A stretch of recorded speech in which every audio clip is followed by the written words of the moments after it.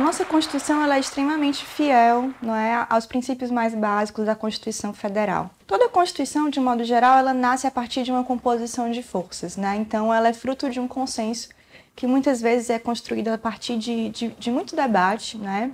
Entre o que a gente pode chamar de oposição e situação. Então, para que a gente consiga ter um produto final constitucional, tem que haver algum tipo de acomodação. Foi um momento em que se acabou a ditadura militar, na década de 80, havia uma repressão, um autoritarismo muito forte, e as constituições estaduais refletiram esse movimento social, né? A democracia, a luta por igualdade, a luta pela reconstrução dos partidos políticos, pelo fortalecimento dos sindicatos. Ela nasce a partir de um esforço, que é um esforço que tem muito a ver com o momento político de redemocratização, né?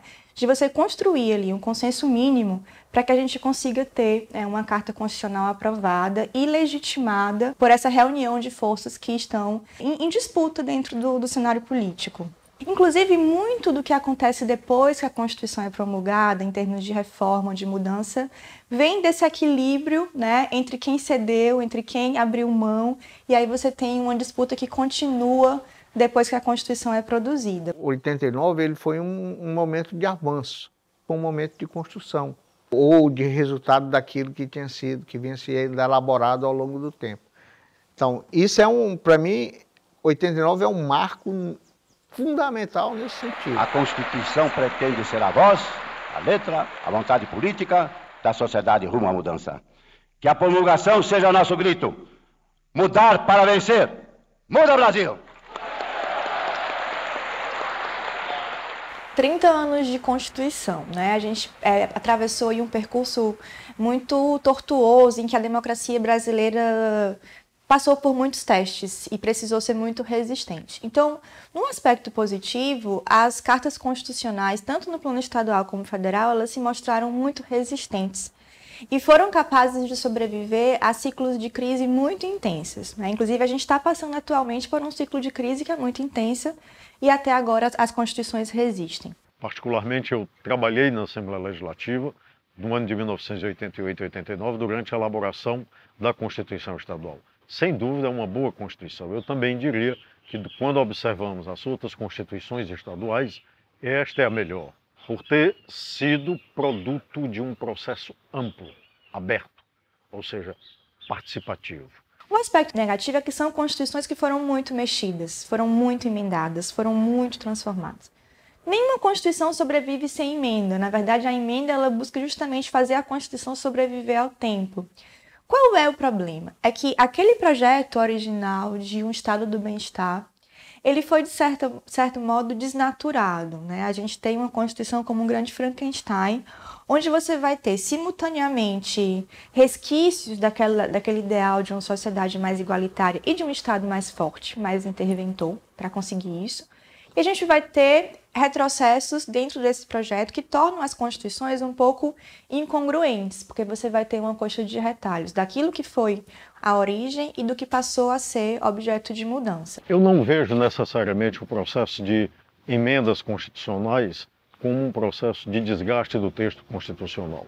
Ao contrário, é necessário, na verdade, que se observe, com o passar do tempo, aquilo que pode ser aperfeiçoado. Do ponto de vista de perspectiva, eu penso que é muito mais salutar ter uma Constituição como essa, que apesar das mudanças, ela mostra uma boa capacidade de resistência, do que a gente simplesmente abortar esse projeto para uma aventura constituinte nova. Porque uma constituinte, ela é uma caixa de Pandora. A gente, na verdade, não tem como saber o que é que vai sair dela como produto. Então, eu penso que ela só deve ser alternativa quando, de fato, não houver o que salvar daquilo que foi o projeto da Constituição que está em vigor. Inclusive, eu acho que esse trabalho ele é importante, né, na medida em que ele vai reforçar para muita gente, né, a ideia de que as leis que estão aí, elas são resultados de um determinado momento da história do nosso povo, da nossa sociedade. E que para manter isso, ou melhorar isso, é preciso que as pessoas estejam preparadas, principalmente, a participar de uma forma mais efetiva, politicamente, na sociedade cearense, na sociedade brasileira. 30 anos de Constituição. uma história de muitas mudanças, de alterações que muitas vezes desnaturaram o âmago dessa Constituição, mas que, por outro lado, permitiram que essa estrutura sobrevivesse a muitos ciclos de crise política e econômica.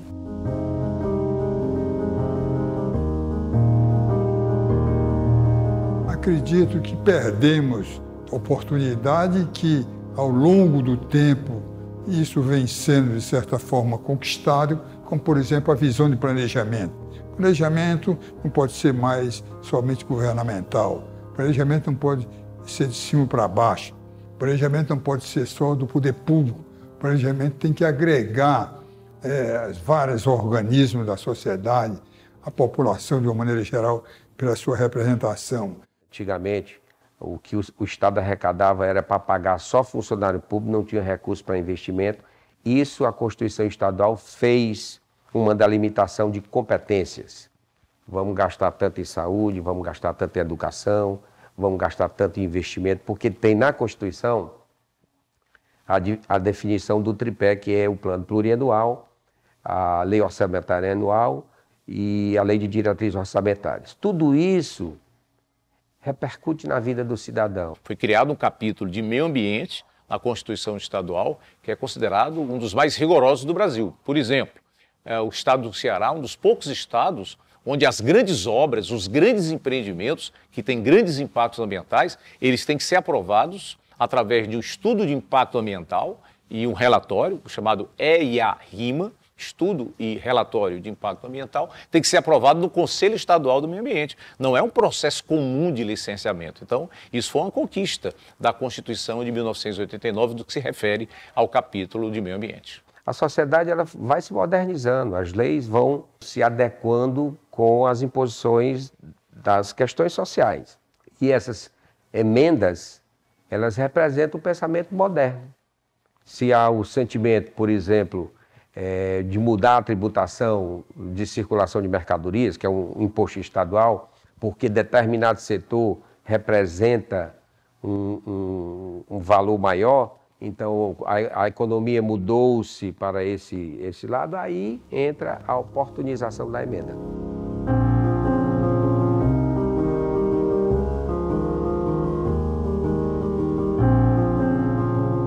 Assim como a Constituição Federal, por exemplo, nós vivemos numa sociedade, nós não precisamos dizer que na nossa sociedade, a mulher tinha um lugar hierarquizado.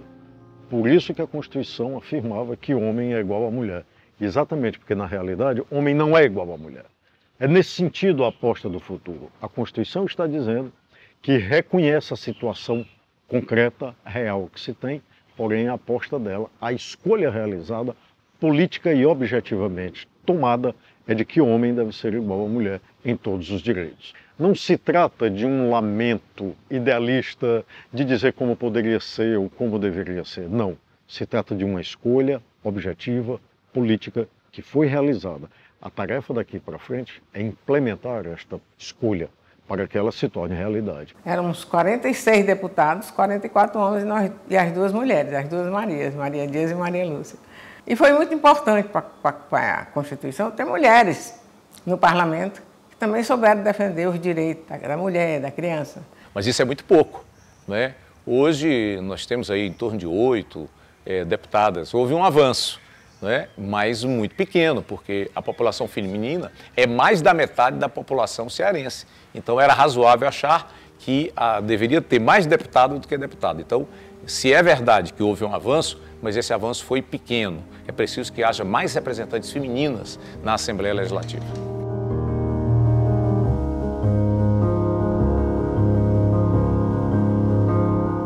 O livro, o objeto físico da Constituição em si, ele se encontra facilmente acessível.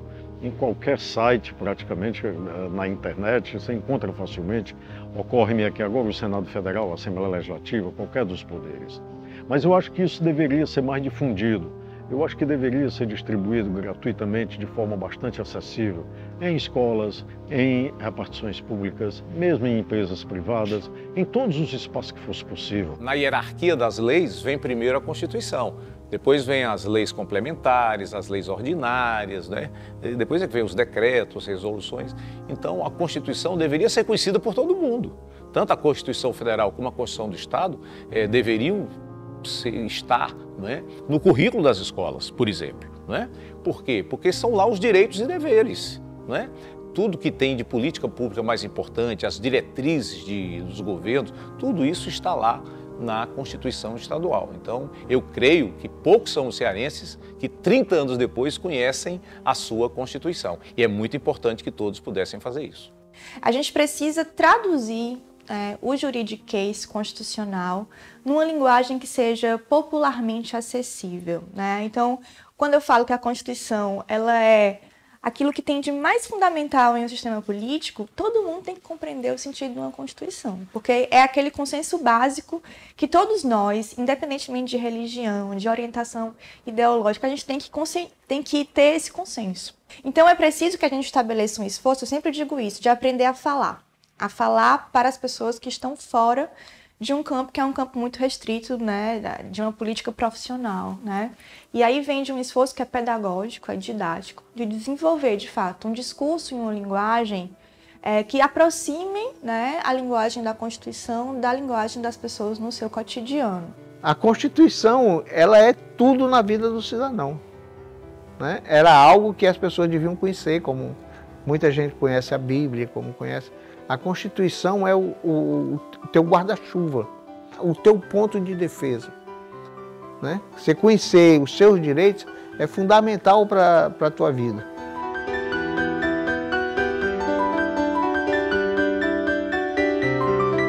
É importante a participação de todos, porque não há salvadores da pátria, não existem milagres acontecendo. Nós somos uma sociedade enorme, plural, e não há nenhum mágico, nenhum iluminado que vá chegar com a varinha de condão e melhorar o salário se não for pela luta, pelo debate, por uma melhoria da macroeconomia. Então, o que temos que fazer como instituição é usar todos os equipamentos que temos, institucionais, e todo o mandato dos deputados aqui, convidando a mídia livre que possa vir, fazer a sua crítica, mas chamar a população para, pela rádio, pela TV, em loco, conhecer a atividade parlamentar.